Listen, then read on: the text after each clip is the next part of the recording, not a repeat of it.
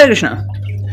तो आज टॉपिक है आज शाम की उनकी दिल की बातें। ठीक है भाई, हमने लिए हैं दो ऑब्जेक्ट, एक और हम ले सकते हैं अगर हमें ज़रूरत पड़ी तो। ठीक है, शुरुआत करते हैं टैरो के शफलिंग से।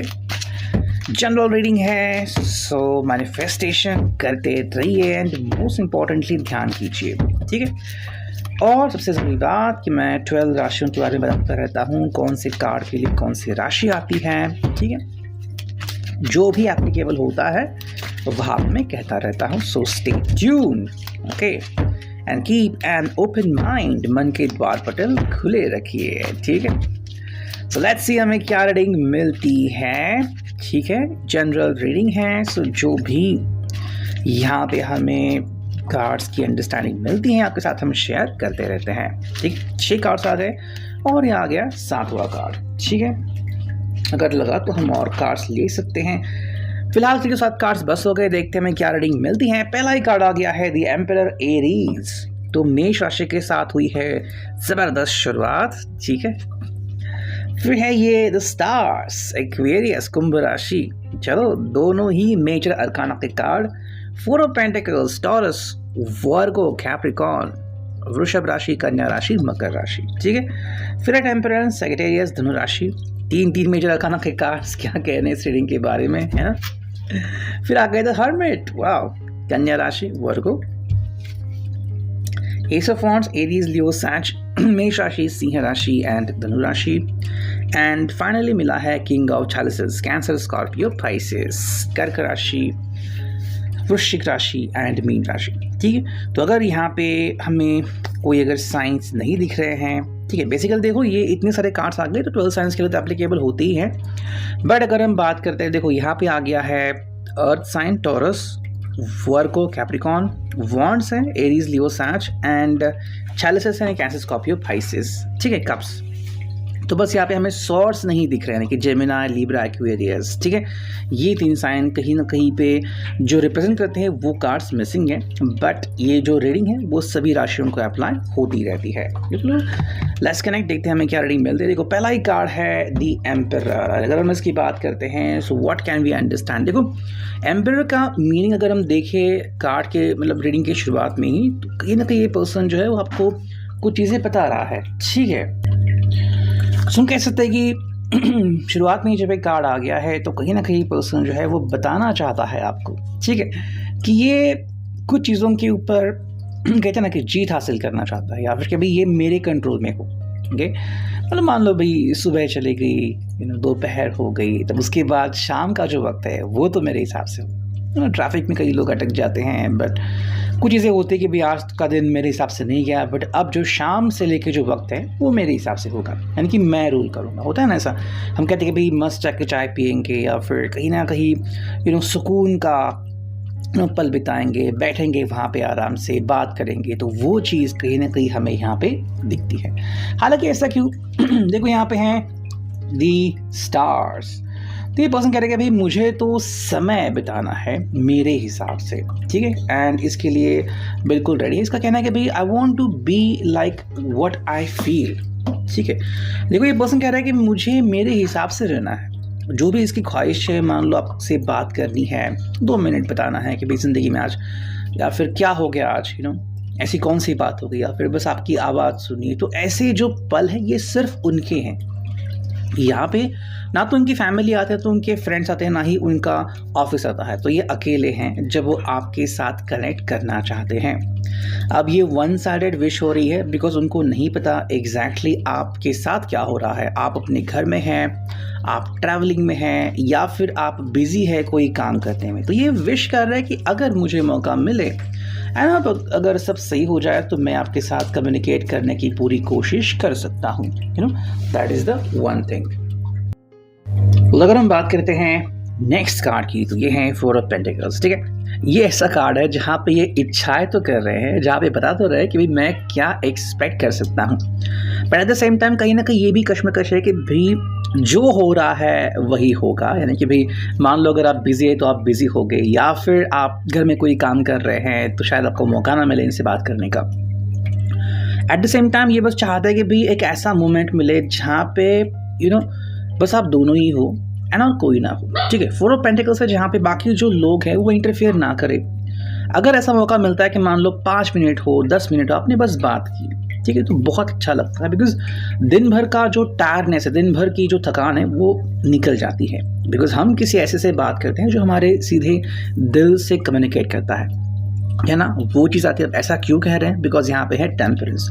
इसके हिसाब से भाई अगर आप दोनों 2 मिनट के लिए सही मान लो मिलते हो, बात करते हो, कहीं ना कहीं पे आपका इंटरेक्शन होता है, तो जैसे कि मानो आप ये दोनों जग को देख रहे हो, so it is kind of the feeling जो होती है वो फ्लो होती रहती है।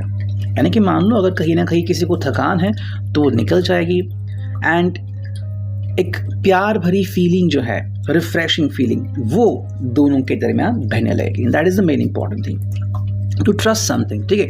ये पर्सन के हिसाब से भाई trust is very important. Temperance, because यहाँ पे क्या है कि कुछ चीज़ें सही हो रही है। अब क्या सही हो रहा है? तो मोस्ट इंपॉर्टेंट थिंग कि ये उनकी एक्सपेक्टेशंस हैं, they don't know what kind of expectations, ठीक है। क्या ये आप कंप्लीट कर पाएंगे? मान लो छोटी सी बात है, फ़ोन करो, लेकिन अगर मान लो आपको फ़ोन करने के लिए समय नहीं है तो क्या होगा? तो थोड़ा समय तो मिले जब आप बस दोनों ही हो।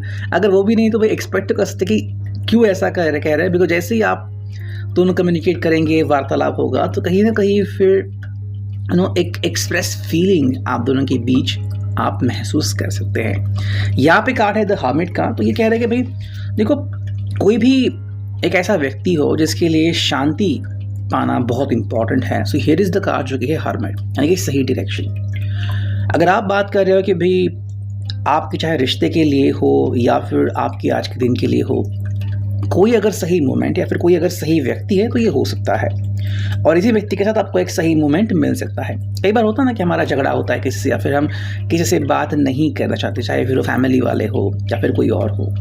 ऐसे में दिल कहता है कि भाई काश ये व्यक्ति मुझसे कांटेक्ट करे तो मुझे बहुत अच्छा फील होता। बस वही बात यहाँ पे आती है कि आप वो व्यक्ति हो जिनसे वो बात करना चाहते हैं, ओके।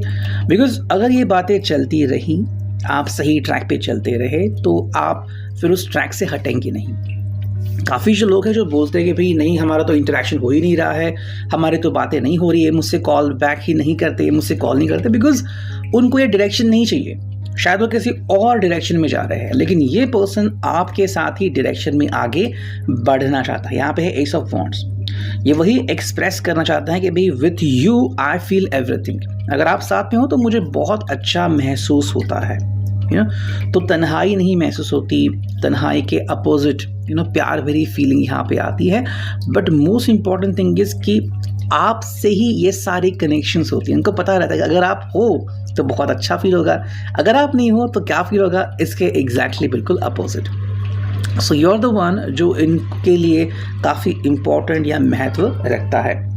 भाई अगर हम नेक्स्ट कार्ड देखें तो है किंग ऑफ चैलिसेस। भाई ये जो अपने इमोशंस है उनको कंट्रोल करना चाहते हैं, या फिर हम जो भी इनके इमोशंस है कि भाई चलो बात तो कर लेता हूँ, दीदार तो कर लेता हूँ, तो अगर ये सही हो तो उनके लिए बहुत बढ़िया बात है। कोशिश तो इनकी यही चल रही है कि कैसे भी करके कम्युनिकेशन जो है वो चालू रहे एंड उसमें कोई भी गैप ना हो, ठीक है। इतने सारे मेजर अरकाना के कार्ड्स आ चुके हैं, तो हाँ टेक्निकली और स्पिरिचुअली भी आप इनके लिए बहुत इंपॉर्टेंट रखते हो, ठीक है। अब देखते हैं हमें यहाँ पे क्या कार्ड मिलता है। देखो पहला ही कार्ड है जर्नलिंग। कहीं ना कहीं पर्सन जो है वो शायद डायरी लिखने का शौक रखता है, या फिर उससे अच्छा लगता है कि भाई जो मेरे थॉट्स हैं, जो मेरे विचार है, वो मैं कहीं पे पिन पॉइंट करूँ कि मैंने क्या फील किया, मैंने क्या सोचा। कई लोग क्या करते हैं कि एक दूसरे को लिखते हैं और उसी में उनके हिसाब से भाई मैंने जर्नलिंग कर लिया, जो भी मेरे थॉट्स थे मैंने आपको बता दिए थ्रू व्हाट्सअप हो गया, थ्रू कम्युनिकेशन। लेकिन अगर ये पर्सन कहीं डायरी लिख रहा है, पर्सनल जो पॉइंट कर रहा है, तो इसके हिसाब से भाई ये कह रहा है कि आज या फिर इस वक्त मेरे लिए क्या इम्पोर्टेंट था और क्यों था। तो उनकी प्राइवेट स्पेस है, पर कहीं ना कहीं ये उनको फिर पावर देती है उन चीज़ों से जूझने के लिए जिनको वो आसानी से नहीं जीत सकते। जैसे कि हालात हो सकते हैं, परिस्थितियाँ हो सकती है। नेक्स्ट कार्ड है वो है स्पार्डे। कहीं ना कहीं एक ऐसा मोमेंट चाहते हैं आपके साथ जो कि आप दोनों ही एंजॉय करें। तो स्पार्डे is where you enjoy and you are having fun, तो वही बात वो आपके साथ करना चाहते हैं। नेक्स्ट अगर हम देखें तो वो है शेयर योर स्टोरी। भाई ये तो उनकी बात रही कि इन्होंने क्या फील किया व्हाट अबाउट यू, आपने क्या फील किया? तो कहीं ना कहीं ये भी आपसे जानना चाहता है कि आपकी क्या फीलिंग्स है, आपकी क्या राय है, क्या आप सोचते हो रिगार्डिंग दैम। एक और कार्ड देखते हैं हम, और ये है भाई लाइफ पर्पस। ठीक है, तो कहीं ना कहीं मे बी इनके हिसाब से जो लाइफ पर्पस है आप इनके साथ शेयर कर सकते हो कि आपको क्या लगता है exactly while communicating with them। और बस 2 ही कार्ड देखेंगे इस एवलॉन मैजिक से। ठीक है, काफ़ी दिनों बाद इस डेक को यूज़ कर रहा हूँ। पहला ही कार्ड आ गया जो कि है give your own authentic life with courage to be your true self, renew your focus. जो सच्चाई से आपके बारे में ये सोचते हैं या फिर क्या सच्चाई है इनकी आपसे जुड़ने के लिए, ये वो आपको बताना चाहते हैं। एंड सेकंड कार्ड है on your soul journey you need to lose yourself so you can find yourself again for your dreams. ये अपने आप को ही खोज रहे हैं कहीं ना कहीं, मेरा जो मकसद है वो क्या है। ठीक है, और एग्जैक्टली आप क्या सोचते हो, आपके हिसाब से भाई क्या है, यही सही समय है बात करने का, कम्युनिकेट करने का, या फिर कुछ ऐसे इश्यूज हैं।